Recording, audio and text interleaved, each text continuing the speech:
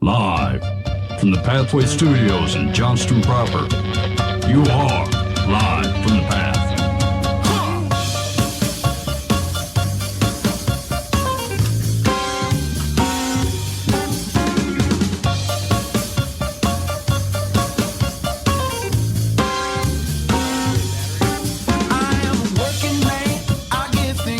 And you're listening to Live from the Path. We're coming from the Pathway Studios here in Johnston proper. Nathaniel's acting weird. I know it. He was like that. He's been like that all day. I didn't see him earlier today. I can tell. I can tell he's being that way. Hey, okay, here's what we got to get this show moving before the studio crashes down. So we got a few articles to get to, and then I think we're going to give some advice. And Mike, would you want to talk about hope? No. Okay, we were only going to nail It's gone. the actual meaning of life and hope stuff if we didn't have any articles, but apparently we got some articles. Okay. Yeah. We got a couple of things. So there's a organization in the United Kingdom that says only 6% of UK adults identify as practicing Christians. Did you expect higher? I mean, 6% though? That's pretty small. Practicing. That's real tough. Maybe practicing is the key word. Okay, so here it says the survey was over 3,000 UK adults commissioned by 5 Christian organizations and found that 4% identify as agnostics, 12% as atheists. That's interesting to me. So here's the big buckets, though. Practicing Christian, 6%. Non-practicing Christian, 42%. Huh. I wonder what I assume we're going to check the article, see what it means. But like, if someone were to say, "Hey, man, I'm a non-practicing Christian," what do you presume that means, Nathaniel? I assume it means that they're part of the this is England, right? UK? Yeah. That isn't there like Church of England? You're born there. You're a Christian. You mean like the Anglicans? Yeah. Isn't that a thing still? Yeah, but like if you ask someone if you're a non-practicing Christian, what does it mean? What are you not doing? Being a Christian. Okay, Nathaniel's not helpful. Mike, what do you think you're not doing? It's like saying you're a non-practicing window washer, right? Like you understand the ins and outs of it, and do you think windows should be washed? you think windows should be washed, but you're not the guy But you don't wash the windows. You're not going to get up there and get in the rail. Okay, so That's Nathaniel again. I really teed him up. I thought, Listen, I'm ready this time. Nathaniel's microphone is like almost always too low, always. And then I fix it, and then he comes in like booming hot. And so I thought I had it right this time. So I said I'm gonna tee him up so I can just check this thing out. And like I'm looking for something like, they probably don't pray, they probably don't attend the services. And I say, what's a non-practicing Christian? Oh, it's like not a Christian. Guy not being a Christian. He's not doing Christian. You took things. the grimace route. If there was a role for being the grimace, that was you. All right. Like the guy who steals the hamburgers? That's the Hamburglar. Oh. You 2-bit dunce. His name is Hamburglar. What's Grimace do then? He's that big Barney-looking character. Doesn't he steal shakes or something? He doesn't steal them. He just likes them. No, he's friendly. He's like a big purple egg, I think. No. He doesn't get a lot of play drinks anymore. a lot of shakes and fries. And Does he steal hamburgers? Ben? Yeah, sorry. So it doesn't really say what it means to be non-Christian. To be a non-practicing Christian? I mean, like in their mind, like would you say it probably means like they don't attend church services or go out and join community groups for whatever. But they still believe in God and Jesus, they just don't do anything about it. Yeah. Okay, and so lightly believe. So if someone ask you, where would you go to find out about the Christian faith? How would you answer? I would say the Bible. Okay, Mike's in for the Bible. Dan? Yeah, definitely the Bible. Definitely the Bible. Nathaniel? I'll also go with the Bible. Oh, okay. Something did come in hotter than the Bible, higher than the Bible. Someone said, where do I go to learn about the Christian faith? Church. The internet. Okay, the internet wins. What? Yeah, 26% said Google. 22% they would go to a local church, 22% said they would read the Bible, and 15% said they would talk to a friend or a family member who is Christian. Boy, I'd like that list completely inverted. I would like you to go talk to your friends first, because I can't expect you to understand the Bible and all its nuances right off the smacker. So you find a guy that's living it out and have them explain it to you. Yeah, that whole pyramid's upside down. Yeah, what does that tell you about how either poorly Christians represent themselves or don't live? I mean, only 6% appear to be practicing it. So they're like, I wouldn't even know who to talk to. Yeah. We don't even have this down. So if you went to the Google and said, "What is a Christian?" the Wikipedia would jump up and say, "Christianity is a Abrahamic monotheistic religion based on the life and teachings of Jesus of Nazareth. It's the world's largest religion with about 2.5 billion followers." That didn't really tell me anything. 2.5 billion. Yeah, you're right. I don't know if the internet's the place to start, but I suppose that's where they would. I mean, if you wanted to find something about Islam, like you were curious, I would Google it. No, that's true. I suppose that's how I would with behave. a disassociation from it, I guess, but if you're 41% are non-practicing Christians, right, but you understand the basic tenets of it, wouldn't you just go find someone to talk to opposed to Googling it? Yeah. I feel like if I knew a plumber, I wouldn't Google a plumbing answer. I would just call my plumber friend. Yeah, I suppose, that's true. Like, if you claim to be a Christian still, you're just non-practicing, it would seem appropriate that you might just check out the church or go ask the local pastor or priest or something. Mm-hmm. Yeah, okay. If only 6% of the population is practicing Christians there, like, where do you find a church? A higher percentage have to be attending services in the UK. Like, I suppose, I'd Google that. Like, what percentage of the UK population attends church? And if it's higher than 6%, that means you got a bunch of dudes showing up, like, purposely not taking it in. Huh. I mean, don't you think these churches are paid off? Maybe there's just a few people in it, but it doesn't matter, because, I mean, that building's been there for 600 years. They paid it off 250 years ago. It's not a deal anymore. I mean, they had to put some air conditioning in there. That's got to cost something. I don't know. Notre Dame was not, it's not air conditioned. Yeah, and it burned down. Yeah. The humid air took everybody. Okay. Anyway, I don't know, man. That doesn't seem. I mean, that's 3,000 people. That maybe it's not surprising. Maybe it's proper. Maybe people are feeling like they're okay to be honest. They're like, yeah, I still call myself a Christian, but I don't do anything at all I'm resembling more Christianity. In the 5 religious organizations that paid for this, like, this is how we get information anymore. We stand back in a room and go, "Hey, let's pay someone else to get it." How we doing? Tell us how we're doing. I mean, no one trusts the guy with the white thing around his neck who goes, "Hey, do you go to church?" Like, they're prone to lie to him. Yeah. So you got to get someone who does not threatening. I mean, so it's a real interesting thought process in our modern age where, like, that information was not available 50 years ago. Let's say, right? So, like, we didn't do almost anything based on data, or at least a real rudimentary set of data. Like 50 years ago, we wouldn't have sent a poll out to see how people are sitting on this fence.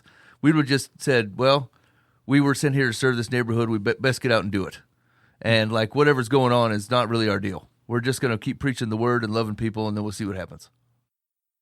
Yeah, this gets back to kind of that numbers conversation we had a number of episodes back around, is there a place where the counting is a disservice to us? Yeah. And maybe think of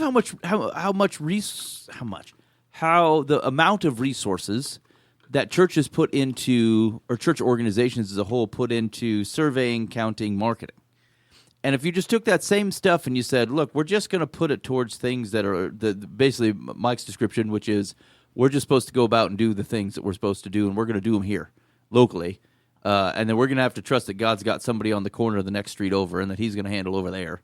Yeah. I don't know. Does that put the church as a disadvantage? Well, once again, it's a weird thought because, like, if you were going to ask me how important data is to, like, my work environment, I would say the more data, the better. Yeah, we definitely want to know. But I would say my feeling is towards the opposite when it comes to God stuff, because I'm like, I don't know, he counts. I mean, he's counting hairs on heads. It just seems useless for me to count. And so it makes less sense to me to do it in the most important thing that I do in my life.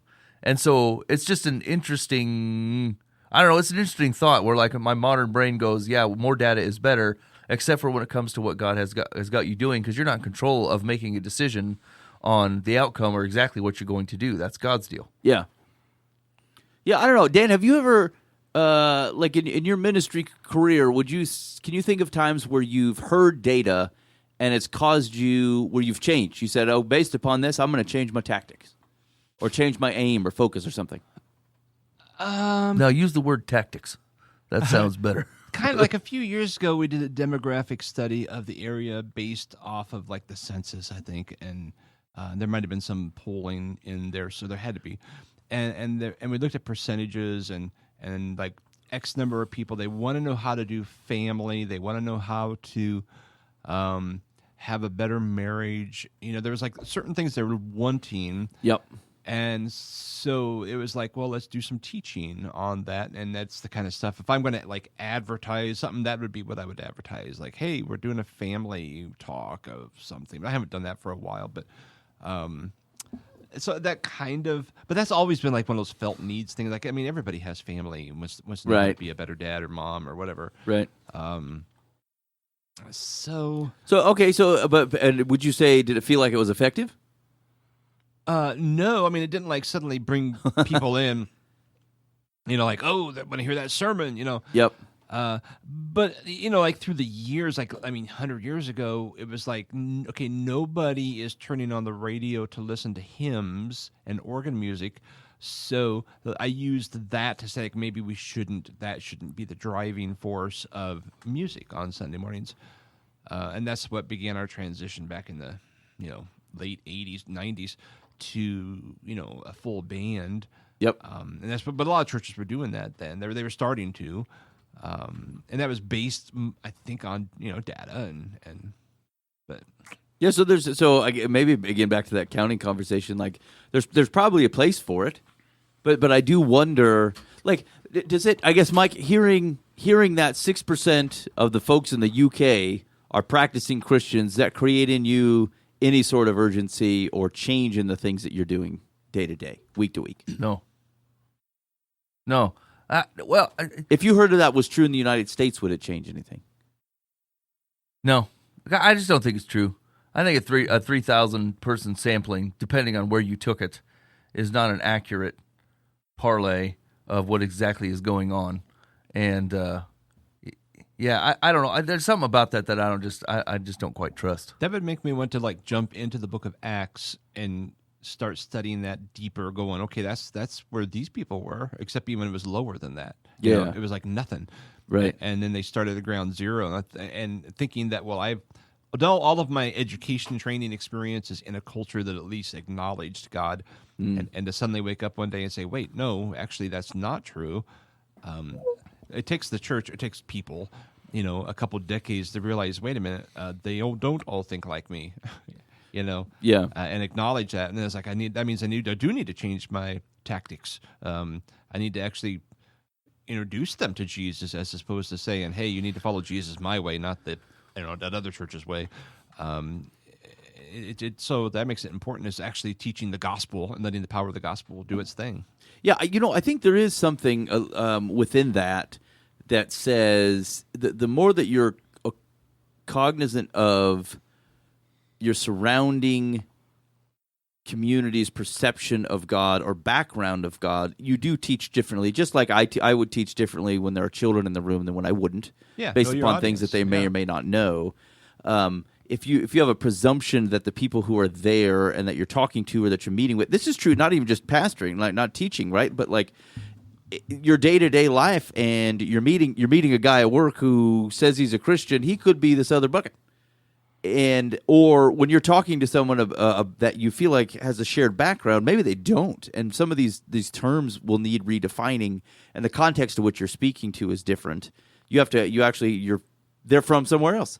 It's like talking to someone with a different background, and you actually have to explain what it means to go buy nickel candy at the Ben Franklin or something. Yeah. And so I do wonder if that's helpful in that way. Is once you know that, it may cause you to rethink how your day-to-day stuff is going. But although it kind of presumes that you're not, like, you're totally blind and dumb about it anyway. Like, if you're in a room full of kids, you guys are teaching youth group or something, and you had not considered whether people are taking it in right, and you look them in the face and they don't understand it, and you continue to pursue on anyway because you're so dull about the whole thing. Like, is it stuff that you wouldn't otherwise learn just doing trench work? I don't understand the question. I think if you're just observant, you would figure it out. Yeah, that's what I'm saying. Is Yeah, that like, yeah. do you need... You don't need a survey or... Right. Wouldn't Yeah. you start to, like, if you're paying attention at all and you cared about what you were trying to do, did you need a survey to tell you that most Right. of the culture doesn't understand the stuff you're talking about? Yeah. So really, what it boils down to is like how much do we believe that like God is in what you're doing and will poke and prod and change the things that you're doing without that data? Like, do we believe that if sans the study, that like God would put it on your heart that we need to talk about family stuff for a little bit?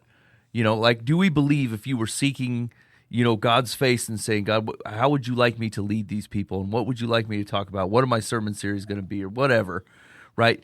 Do you think that God will direct that as part of a, intentional listening for the Holy Spirit, or he'll work that way through you collecting the data that you paid somebody? Either one, I suppose, is possible, but like depending on that answer, the question kind of depends on whether you would say that how much we're on the hook for collecting data and then moving and changing based on what the audience is after. Yes, it's tough. I guess maybe the advocation here is that you certainly should be reacting to the situation going on around you and changing and adapting where it makes sense. Like where the thing that you're trying to do is not connecting with someone, it can't because the gospel isn't good news. So, but maybe the value in a macro state is less necessary because it almost puts you on the hook, like you're going to do anything about the macro state, and you're not. And once again, it's probably a more modern thought that says the macro is your concern anyway, right? Like most people ran fairly smaller churches, you know, that were based in their community, and like you can pull the community pretty quick by a walk down the street, opposed to going, well, if I look at this city of 40,000 people, you know, 18% seem to feel this way, although there's a good 0.03 that actually come to my place. You know what I'm saying? And so like we start looking at as our society as a bigger chunk, and then go, well, of course they want to learn how to be better parents. They don't know Jesus, right? And they're trying to come through this on their own and figure out how to take two broken people in a broken situation and raise broken kids, and with no room for grace or mercy or God's pernicious love.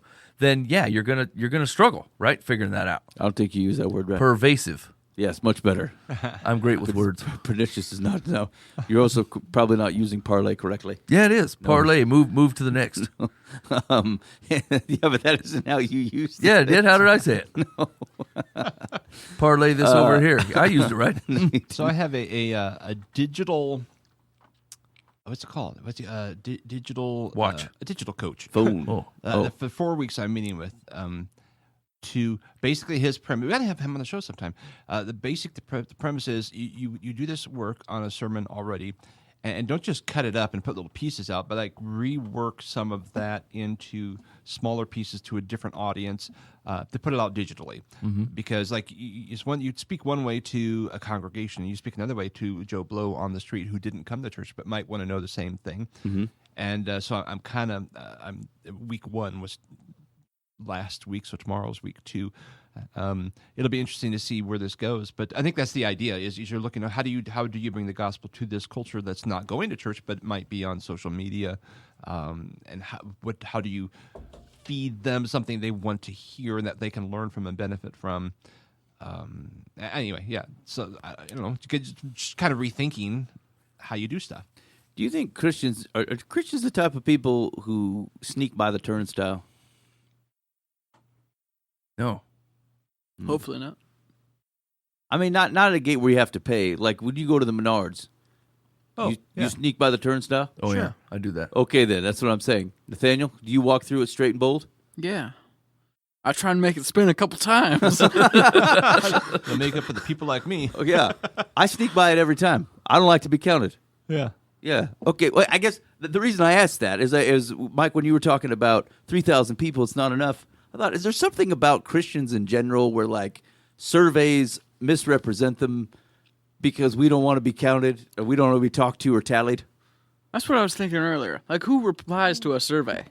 Like, if I got a survey in the mail that said, "What do you believe?" I would throw that right in the garbage. No, that's true. You think they hit them up? And that's the thing, is like, you can stop them on the street with a clipboard? People are like, go away. I would walk right on. Right? And the people that want to answer that survey are the ones that don't feel like their voice is being heard right now, and they're going to tell this clipboard guy what the deal is. Yeah, there's got to be I won't look at it now, but I'm going to check it out this week because I want to know. Someone has to do a sociological survey or psychology something against what? Who are the types of people who take surveys? Yeah. And why do they want to take them? And who doesn't do it? So, like, who is constantly underrepresented? Even if you tried to randomize the sample and stratify the people in buckets of folks, And parlay the results. no. And who are the people then? But who are the folks who, like, they're just not involved? They were going to refuse to take it. I mean, I would absolutely refuse to take every survey. I Yeah. just have zero interest because I'm not worried about my voice being heard, whether that comes from a line of privilege or self-sustainment or flat out arrogance. Like I'm not interested in other people taking in what I think about this. I don't feel the need to tell you. Well, yeah, a lot of that's because it's not your personal opinion. I know very well that I used the automated checkout at the Walmart the other day, and I go poking out all the things, and I paid for the thing, and all of a sudden it says, "Please rate your experience." Yeah, I got one of those. And I said, I'm already on the way out, man. I don't want to rate my experience. No, they can't ask me in the middle of the thing. I'd been upset. So this is the only time to do it, as I thought back on it. But, like, the reason I wouldn't do that is I thought, it's not like they want to hear my voice. They don't know it was me.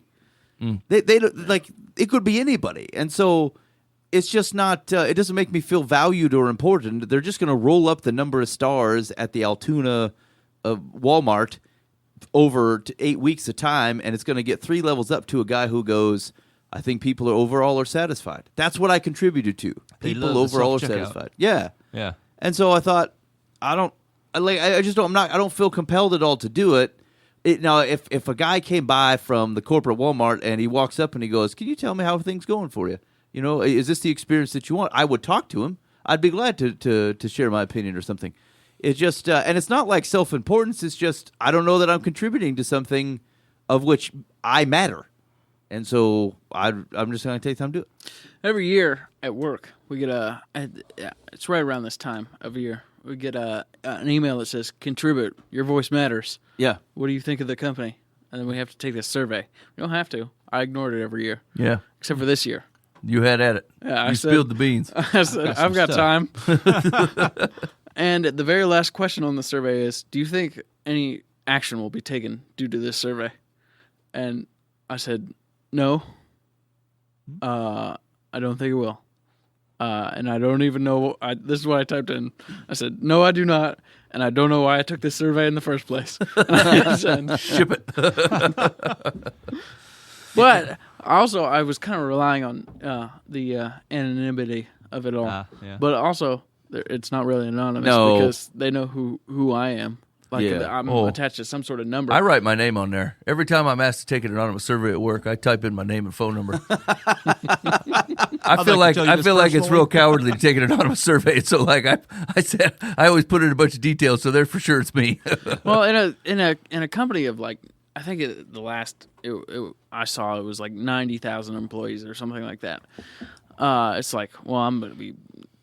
I mean, if even 1% of these people, I'm going to be washed away in the mix of things. So I bet they those don't care surveys are against me. just really hard to parse out, right? Because, like, especially under the condition of anonymity, every single small gripe comes out of nowhere, and you're like, what is the real thing that's floating to the top here, opposed to people just griping because they feel like they're unheard.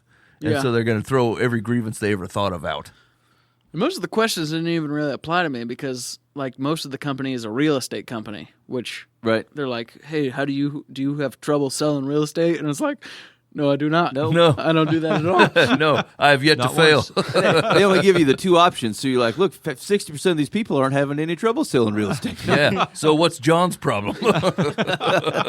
We get similar surveys, and every year there's a question in there, and it says, in general, do you feel like you are being, paid appropriately? I'm like, they never show the results for that one. But I mean, really?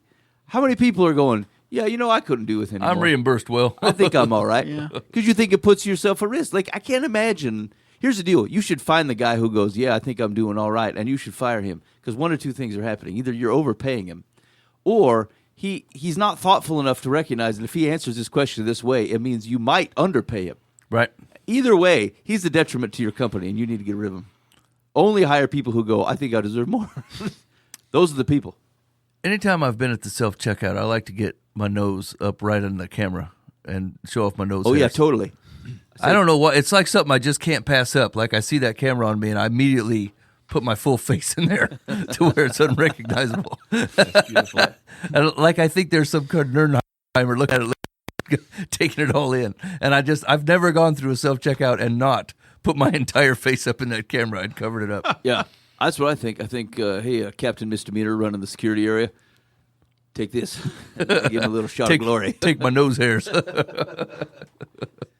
right. Nathaniel, you ever do that? I give him the eyebrows. Oh. You give him the piston Honda. Yeah.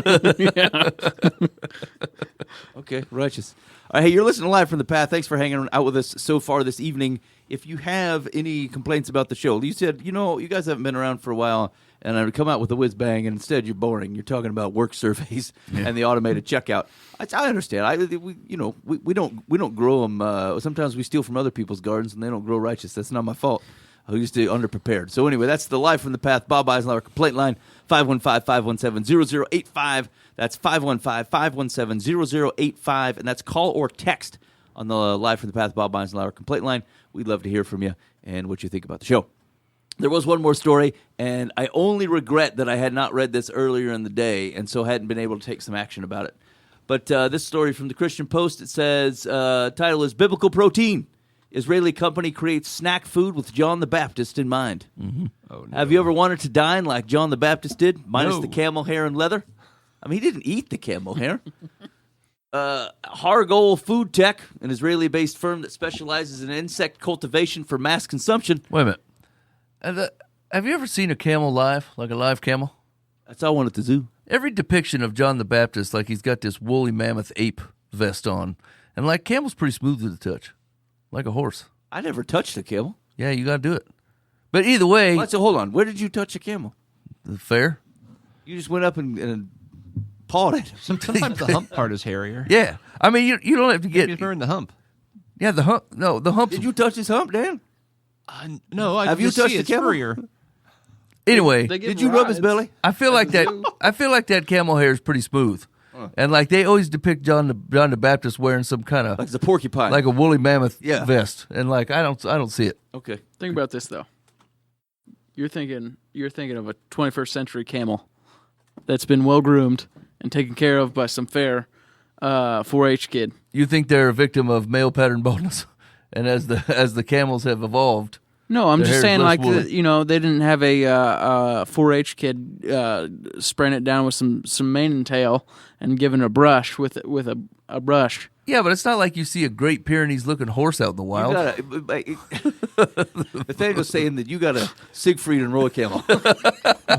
He's been aquanetted and petted A down. show pony of camels. That's what you're Exactly. saying. You're saying in the wilds, these camels they're just They're scraggly. there's nothing but cockleburs everywhere. Okay. Anyway, this Israeli-based firm specializes in insect cultivation for mass consumption. Is betting American evangelicals' answer to that question is a resounding yes and amen. In 2020, the company launched Biblical Protein, the first commercial locust farm in the world located on the banks of the Jordan River. Offering everything from protein shakes to sugar-free gummies and energy bars made from locusts, otherwise known as grasshoppers, Biblical Protein grinds the insects into fine powders that can be added to smoothies, yogurt, salad, pasta sauce, and more, according to Hargol CEO Dror Tamir. Are you serious? Are locusts and grasshoppers the same thing? Yeah. Wow. I didn't know that. Actually, okay, this is a similar vein, and my children knew this, and I did not. I thought the possum and the opossum were two different animals. I Uh, think it depends if you're in the South. I think That's it's just a way to say it, right, Dan? Yeah, I think so. Okay. did you tell him on, did we talk about this on the show already, how Ben just recently figured out that they do sunrise services because the sun rose? And like he just put that together Just came to me. like this year. Yeah. I think you just mentioned that on Easter. I just thought it was, like, hey, the Christ, the King rose from the dead, and so Well- we like to get up early. I mean, it's like there was a first of the day, and they went out there, and it's when it happened. Yeah, but the sun rose, Dan. Yeah, but it's an O, not a U. in English. I know it's a play on word. So it is for the other reason. Yeah. I didn't miss out on it. Churches don't do it because the Son of God rose. I mean, No, they're they celebrating should. the Son of God, but it's Well, because it also was early. Okay, in the whoever morning. missed out on that is a real doofus. I mean, that's marketing 101. Yeah. I mean, Maybe the Baptists do. I probably thought of it.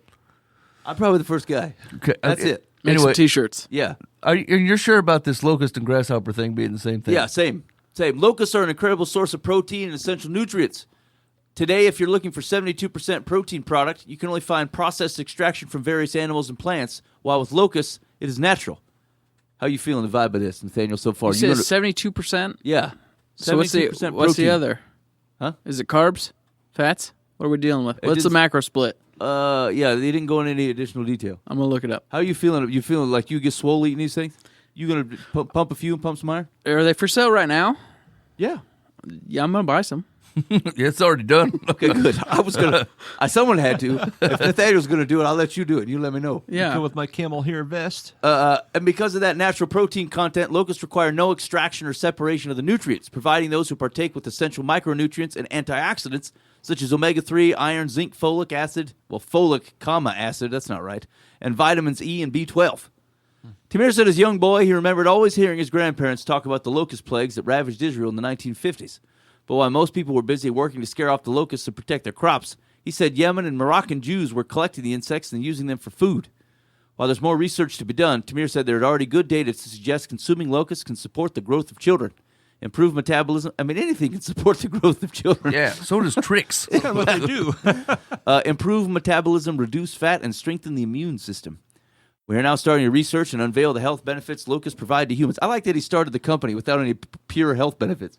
He's just like, I want to sell bugs to people to eat. Now, hold on. Even the Bible describes John the Baptist as being out there weird. Yeah. You know what I'm saying? And we're like, let's mainstream this thing. And like the whole point was he was weird.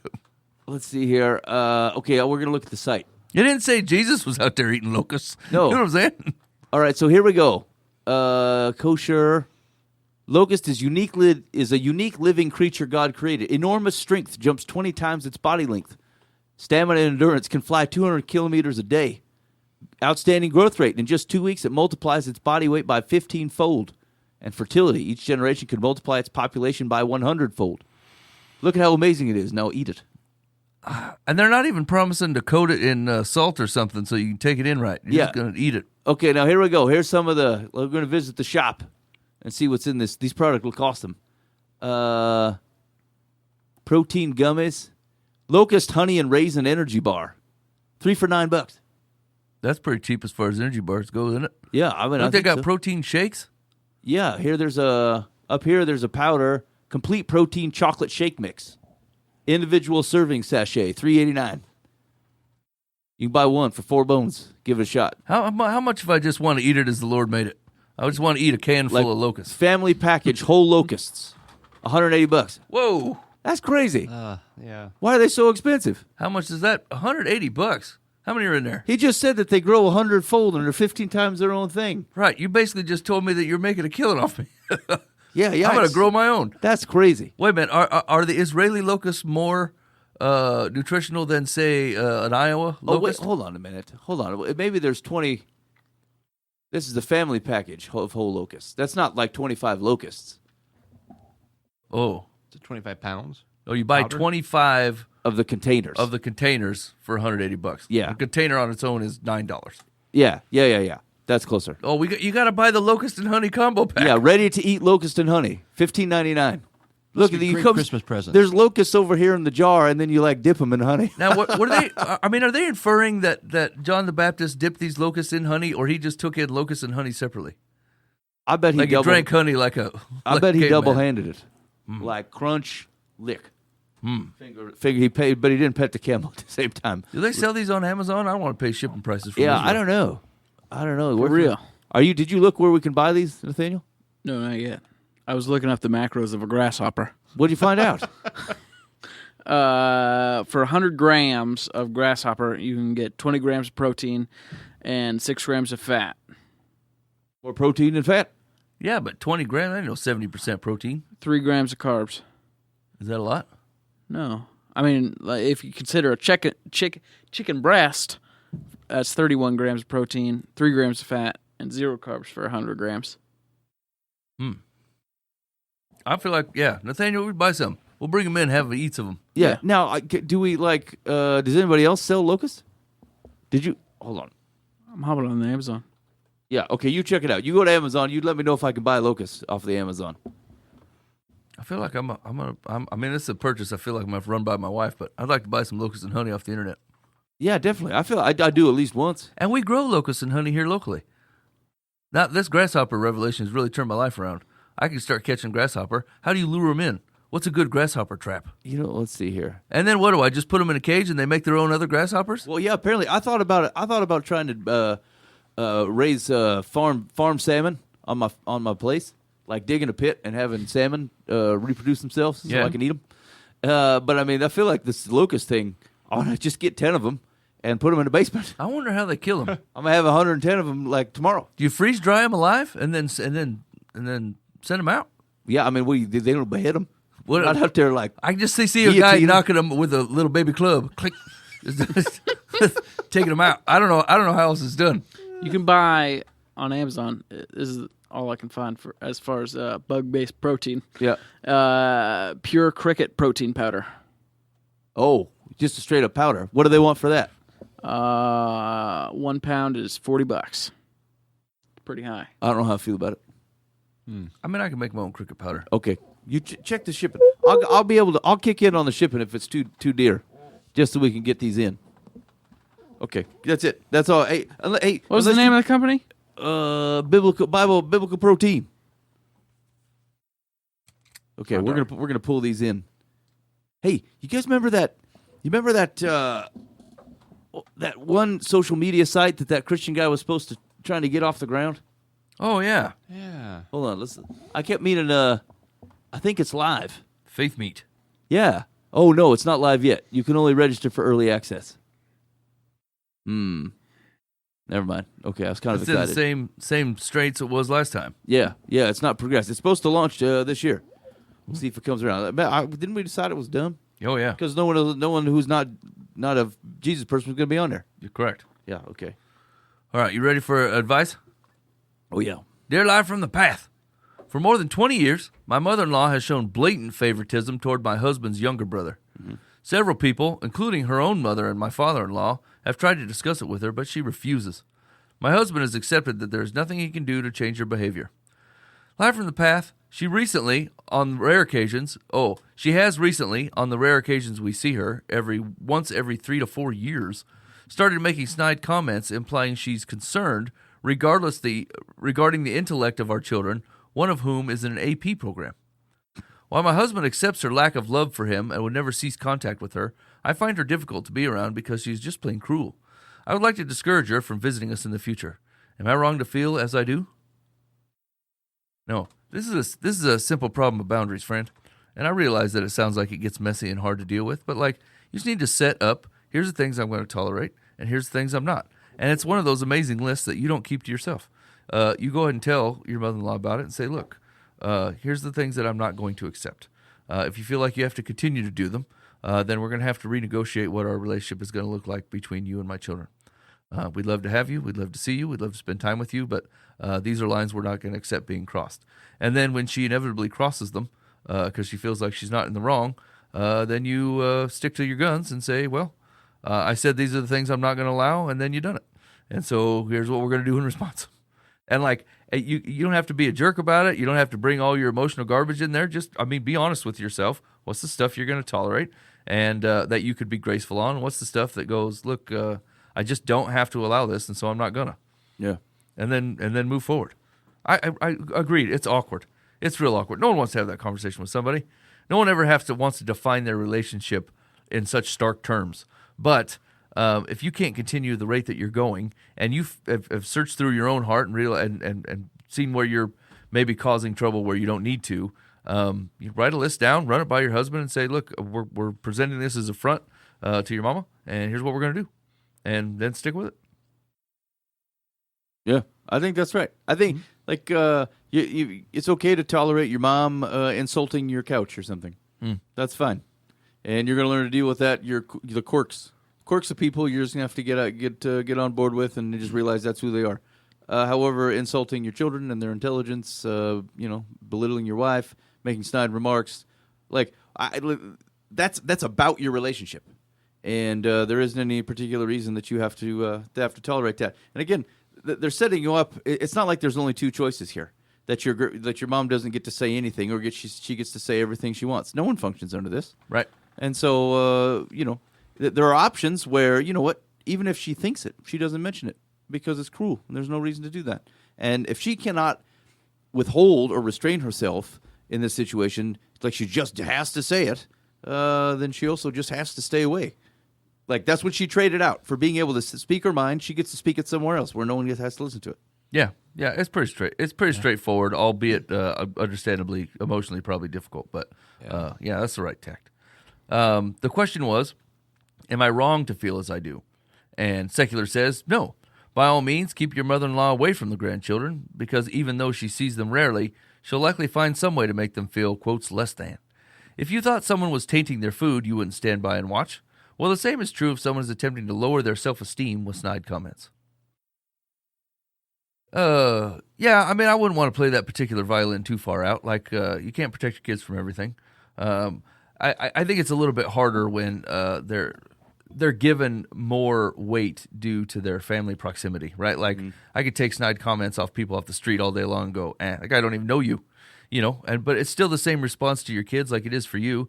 If they say, hey, we think the kid's something wrong with that kid, and the kid takes it in, you say, well, is it true? Is there something wrong with you? No, I think I'm doing all right. Well, I guess we're good then. Right. Obviously, that's a hurt coming from that side. It ain't coming from you, so we're good to go. Okay. Oh, boy, a lot of family issues. Dear Life from the Path. My husband and I have been married for 35 years. 5 years ago, he lost the ability to perform sexually. I admit it hasn't been a priority since I've gotten older and have some health issues. We have figured out other ways to enjoy each other. Problem is, he makes ugly comments about our lack of intimacy as if it's my fault he can't do it. The comments are hurtful and cause me not to want to do anything. It seems he can turn any remark I make about something into one about sex, and my feelings are often hurt. One minute he's saying how he wouldn't change anything about our life together, and the next he's saying something mean. I'm at a loss about what to do. It's almost like he's two different people. I dread nighttime because that's when it starts. Any ideas? I'll be honest. I really wanted an example. Yeah. Because it's not clear to me. It's not clear to me like, oh no, the refrigerator's broken. Yeah, like our sex life. You hag. Like, what is he saying? I mean, obviously he's not dealing with this well. There is something within a dude, where like, he's probably just lashing out. Like he's embarrassed. He wants to be able to take part in these activities. He's not capable of doing it, and he probably feels a little emasculated about it, right? Like you're just used to things working, and so that's probably where it's coming from. And as opposed to dealing with it reasonably, he's just being bitter about it, and then making snide remarks to his wife. Like maybe he can just anger her and makes it feel like in his head that, hey, we're not getting together because my wife is irritated with me, not because I'm not capable of doing it. Like, who knows? Maybe he's not even thinking about it too much. Yeah. But, like, I bet it's the impact of what he's doing. But, like, I bet this is weighing on him something harsh. And that doesn't justify his behavior. He shouldn't be treating you this way anyway. But he's probably taking it heavy and doesn't know how to say that, or is embarrassed to speak about it. That'd at least be some context to why he's behaving that way. Mm-hmm. Yeah, I mean, I think you can probably figure how he got there. The thing is like it goes back to the short memory thing, right? Like after a while, you forget whatever that you like. The initial problem was yours, and we're not even saying it's a problem that like people should be mad at or upset about. Like it just happens, And so like, but realize that you did bring the change in here, and so to turn it around and make it seem as if it was her fault. He's dealing with this very, very poorly. I guess I think what we're trying to say is like, it's understandable the man is embarrassed or frustrated or whatever, and instead of dealing it within a healthy way or having reasonable conversations about it, or even saying, hey, you want to try this again maybe, or, and in fear of failing it again and being even more embarrassed, but like your current tact of like lashing out at your wife, like that's not going to work, obviously. And so like he's real childish about it. And if he's an overall, everything apart from that he seems pretty reasonable. I think you can probably tell how big of an embarrassment or frustration it is for him that he's acting so out of character. It doesn't excuse the way that he's acting, but I mean, it does help in the way that you're framing the way you're thinking about him.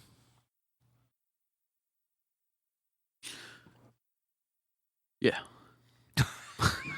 But also, it's like, nobody's sex life has ever been improved by being a jerk. So, you'd knock that Very off. few, at least. Very few, at least. Yeah. Plus, it's like hop that we on some know of. vitamins. Do something, man. Don't just be a whiner. Yeah, I mean, it's just, totally. That's right. That's right. I bet it's just difficult. I'm sure he's probably tried things, and she's probably tried things to get him jazzed up about it, and it's not worked. Like it starts to become, I think, it's a type of thing where it builds upon itself and just becomes difficult to overcome. This is a bad comparison, not like an addiction, but kind of like an addiction. Like if you start failing at something, it feels harder and harder to surmount the more times it fails. And even though this is a physical thing, and he may or may not be contributing to it, like it's a harder and harder thing to start to deal with. And frankly, it starts to put in, if you're a dude, you realize you're getting old. And stuff is not doing the stuff that you would expect it to do, and then you start contemplating your morality, and your penis ain't working. And it's just he could be in a rough run. Yeah. The thing is like how long he needs a group of friends to beat him up a little bit here. Be like, look, just take a look at your life and be like, look, if you're still complaining about this and you're not exercising at all, I don't want to hear your complaints. Right. If you're still complaining about this and you're not trying to eat any differently, even though you're pounding down things that are known causes of problems like this, and you're still smoking a pack of cigarettes a day, I don't want to hear about it, man. Like if it's important enough for you to start lashing out at your wife, it's important enough for you to say, I'm going to try everything that I can think of and everything that I can read about. I'm going to do a little research, and I'm going to go, look, I'm going to give this a solid 3 months of honest exercise, honest good diet, honest of getting my overall health and my mental health where it needs to be, and having some honest conversations with my wife. And failing all that, then at least you went through a process of grieving for it and going, you know what, this is not going to come out. Talk to a doctor, talk to some professionals, talk to some friends of yours that are around your same age that have probably, I know it's all embarrassing, but like at the end of the day, are you willing to suffer embarrassment to get what you actually want, which is either your penis working or your relationship with your wife, this is not being the centerpiece for you running your mouth. Either one, it needs to come to some fruition, and he needs to put up his own effort into it. Yeah, parlay his effort. I was going to say parlay, and I talked myself out. It's like go to a doctor. I've heard that, I don't know how true this is, but I've heard, and it makes sense, at least in my brain, that, ED and stuff like that is like the canary in the coal mine for much serious, like blood clotting type issues. Oh, For like heart attacks and stuff like that. Yeah. Come on, brother. Yeah, go in for a check and let's improve your health and honestly work on it. And if you need that to be your motivator, maybe this is saying that over the last 25 years you've been ignoring your health, then this is the thing that gets your attention and goes, oh, I got to do something different. Yeah. Then do it. Do something different. Well, it sounds like the frustration shows that they're not communicating about it. I mean, you mentioned conversation, and that kind of stuck out to me. That's they really need to have a conversation, and she needs. I mean, she can start it and just say, "Man, you're just not like. Why are you doing this? Right. Are you embarrassed? Are you like what's going on in your head?" And start that because she can't help. She's just being blindsided. She's just talking about the refrigerator, and he's coming alive with some snide comment, and it's like, well, that's not fair to her. So yeah, they really need to have the conversation and talk it out and see what their next steps are. But there are steps, so just. Yeah, and stuff that you haven't had to talk about in the first 30 years of your marriage, everything just kind of did what it was supposed to, and now it's not, and so it's going to produce a lot more conversations than especially the dude is comfortable in having, but how's she supposed to know where you're at for that day? But you should be comfortable talking about that with your wife, right? 35 years or however many, it was. I mean, if you haven't talked, you can't talk about that. I mean, yeah, right. You got other problems. Person. That's the person when you get to speak. Yeah, that's the only person you get to really talk about. Yeah, right. Yeah. Okay. So let's see. The question was, any ideas? Secular says, your husband may be embarrassed, angry, and frustrated that he can no longer perform, and he's projecting all of that onto you. He could also be starting to, quotes, lose it. I assume you have expressed to him how hurtful his remarks are. Now it's time to discuss this with your family physician who knows your husband better than I do. Okay, that's helpful, I guess. Huh. Yeah, yeah. All right, let's do one more. Dear Live from the Path, under what circumstances is it socially acceptable to read a stranger's tattoo? I often admire the beautiful artwork, and one can appreciate that with a quick glance. But nowadays, I often encounter people tattooed with a phrase or quote, or even a whole paragraph on their body. Is it rude to stop, stare, and read the tattoo? Should I first ask permission? I mean, you could say, "Hey, nice tat," and see where it goes from there. Yeah, that's true. You could just ask. Yeah. Although you wouldn't do it like if you, any other writing, like if you have somebody has something on your shirt or like you got something on your hat. It seems pretty normal to like walk up and look at it. Yeah. But like, are you leering? Like, how difficult is this tattoo to read? I mean, I suppose if it's a paragraph or How something. many paragraphs is it? Like, yeah. I mean, there's really socially acceptable ways to do this. Like you say, hey man, that's a cool tattoo. You mind if I read it real quick? What's it say? What does it say? And maybe That's they'll what it just says. tell They'll you, tell right? you. Hopefully they got it memorized, Yeah. or they really needed it memorized and they just decided to write it on themselves. Oh man, it'd be Do real not bad. resuscitate. Actually, it'd be super awkward if they didn't just tell me, and then it was like a paragraph long, and so then they got to stand there while I read it, and then Yeah. I'm like, and then you say, huh? Could you Like, raise your laugh a shirt a little little in bit? paragraph 2, and Yeah, waiting for your reaction, which is underwhelming. You're like, oh, oh, that's what you decided, I guess. So you wrote that poem? Yeah, just ask. I think that's probably the. Or it's written really difficult to read, and then you're standing there squinting at it. people it's do like to written go with in, overly fancy letters when they Yeah. tattoo. Or if it's written like the metal album covers, where it's all blended together into one mash of squiggles. Yeah. You've seen that? Yeah. That's like if a feminine person, a woman, has a shirt on with something on the chest. They want you to read it, but it's like, I don't really feel comfortable looking down there and staring. Right. When you don't know if I'm staring past the words or reading that nice paragraph you have. So you just kind of, ignore it. But that's not what the question is. But it's just like, there are awkward moments. You're like, Yeah. I want to say I noticed your shirt, but I don't think I should. I mean, it is true that every curiosity you have does not have to be satisfied. Maybe you just don't get to know. Like, lift up your Just shirt, ask I the want to read the rest.